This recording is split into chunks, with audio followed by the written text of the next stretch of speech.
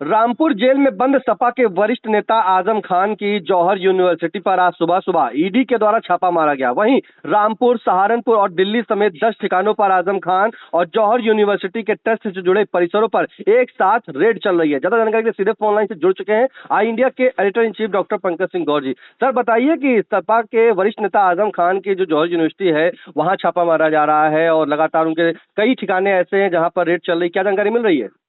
देखिए, अभी तक जो जानकारी मिल रही है उसके मुताबिक 10 स्थान ऐसे हैं जहां पर ईडी की रेड डाली गई है। सुबह सुबह जब ईडी पहुंचती है तो चूंकि जौहर विश्वविद्यालय जहां पर बड़े पैमाने पर छात्र छात्राएं पढ़ाई का काम करते हैं तो वहां पहुंचते हैं तो पहले उन्हें रोका जाने लगता है। तो इसको लेकर भी आजम खान के वकील पहुंचते हैं, उनको भी रोका जाता है, उनका परिचय पत्र प्राप्त किया जाता है। तो 10 ऐसे ठिकाने जो रामपुर जौहर यूनिवर्सिटी से लेकर के अगर बात करें, रामपुर में 6 स्थान है, दिल्ली में 1 स्थान है और सहारनपुर में भी 2 स्थानों पर इस तरीके की छापेमारी चल रही है।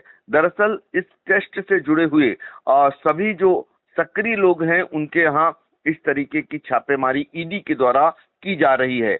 आपको बता दें कि रामपुर जेल में इस समय समाजवादी पार्टी के राष्ट्रीय महासचिव पूर्व कैबिनेट मंत्री आजम खान अपने बेटे पूर्व विधायक अब्दुल्ला आजम के साथ बंद हैं।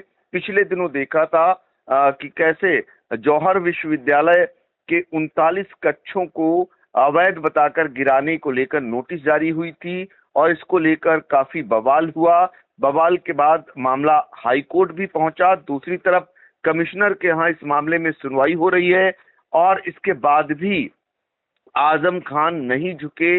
उनके पत्नी ने इसमें बयान जारी किया, उन्होंने भी कहा अभी उनके पास मौका है, वो कोर्ट जाएंगे। आजम खान के खास आसिम रजा ने भी इसमें बयान जारी किया और उन्होंने कहा कि जो है इसकी लड़ाई वो कोर्ट तक लड़ेंगे। और कुल मिलाकर के छात्र छात्राएं भी जो है धरना प्रदर्शन में शामिल हो गए। सभी मुख्य विपक्षी पार्टियां भी उनके समर्थन में उतर आई, काफी बवाल हुआ और आजम खान इस मामले को लेकर जो है वैसे ही स्टैंड कायम रखे। तो अब इसके बाद ये ईडी की कार्रवाई बड़ी कार्रवाई बताई जा रही है। इसके बाद क्या रुख रहने वाला ये फिलहाल देखना रहेगा, लेकिन इतना जरूर है कि आजम खान और जौहर विश्वविद्यालय से संबंधित जो ठिकाने हैं, जो उनसे संबंधित लोग हैं, टेस्ट से जुड़े हुए लोग हैं, उनके यहाँ इस तरीके की कार्रवाई चल रही है। सहारनपुर स्थित चार्टर्ड अकाउंटेंट फर्म के 2 स्थानों पर भी ईडी की रेड जारी है। ईडी की बड़ी कार्रवाई में आपको बता दें कि सहारनपुर के सीए हैं दीपक गुप्ता, उनके घर व ऑफिस पर भी रेड डाली गई है। जो इनके सीए हैं इसी से जुड़े हुए हैं। इसी तरीके से आपको बता दें दिल्ली, रामपुर, सहारनपुर और मेरठ में अलग अलग 10 ठिकानों पर ये छापेमारी कार्रवाई हो रही है। और शुरुआती दौर में ऐसी भी खबरें आई कि छात्रों को प्रवेश से रोका गया, लेकिन इस बात से बाद में इनकार किया गया। बाद में खबर ये आई कि जौहर यूनिवर्सिटी में फिलहाल केवल छात्र छात्राओं को ही अंदर जाने की अनुमति दी जा रही है, अन्य लोगों के प्रवेश पर रोक लगाई गई है। इस बीच एक बयान भी आया है, ये एडवोकेट सतनाम सिंह मट्टू हैं जो कि आजम खान के वकील हैं, उनका क्या कुछ कहना है जरा उनको सुन लेते हैं। देखिए, मैं कचहरी जाने के लिए तैयार हो रहा था तो मुझे कुछ स्टूडेंट्स के फोन आए, बोले सर यहाँ पर कुछ लोग आए हैं, फोर्स भी है और वो हमें अंदर जाने नहीं दे रहे हैं।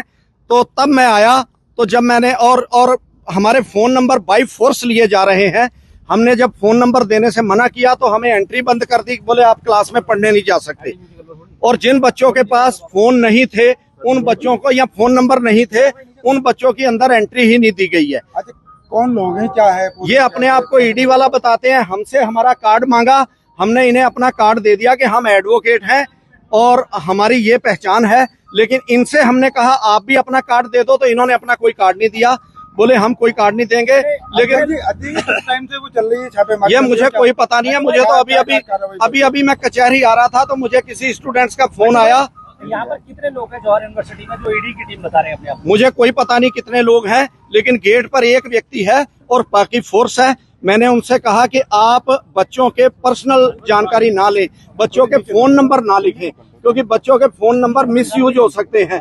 बस इतनी सी मेरी बात हुई है। नहीं, फोन कोई जब्त नहीं किया जा रहा है, फोन उन्हें दिए जा रहे हैं बच्चों को ही, लेकिन उनके फोन नंबर लिखवाए जा रहे हैं। माहौल बच्चे बहुत डरे हुए हैं और बच्चे कह रहे हैं कि हम अब कल से यूनिवर्सिटी नहीं आएंगे। अगर ऐसा माहौल रहा तो रोका जा रहा है क्या गेट पे? बच्चों को रोका जा रहा है जिनके पास फोन नहीं है, जिनके पास फोन नंबर हैं उन्हें जाने दिया जा रहा है, उनके नंबर लिख के। मट्टू भाई समाजवादी पार्टी के, अरे एक मिनट, मट्टू भाई समाजवादी पार्टी के आप बहुत बड़े कार्यकर्ता हैं, एक तरह से देखा जाए आजम खान के बहुत करीबी भी है। किस तरह से ईडी की रेट को देखते हैं? देखिए, मैं यहाँ एक अधिवक्ता के रूप में आया हूँ और ये ईडी की रेट बिल्कुल मैं समझता हूँ गलत है। देखिए, ईडी की रेट जो है, हम एडवोकेट है, हमें पता है कैसे फॉल्स इम्प्लीकेशन होता है। ऐसा है, यहाँ पर अगर ये अपने पास से कोई चीज ला के प्लांट कर दे अपने पास से, तो उसकी क्या गारंटी है कि अपने पास से कुछ प्लांट नहीं कर सकते? क्योंकि जौहर यूनिवर्सिटी को हर तरह से नेस्तनाबूद करने का एक तरीका है, इसे बंद करना चाहते हैं।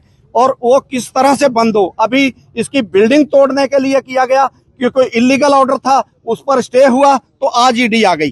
किसी तरह एडमिशन का टाइम है, बच्चे एडमिशन ना ले सकें और बच्चों के साथ अन्याय हो, यही चाहते हैं। केंद्र सरकार का ये गलत रवैया है।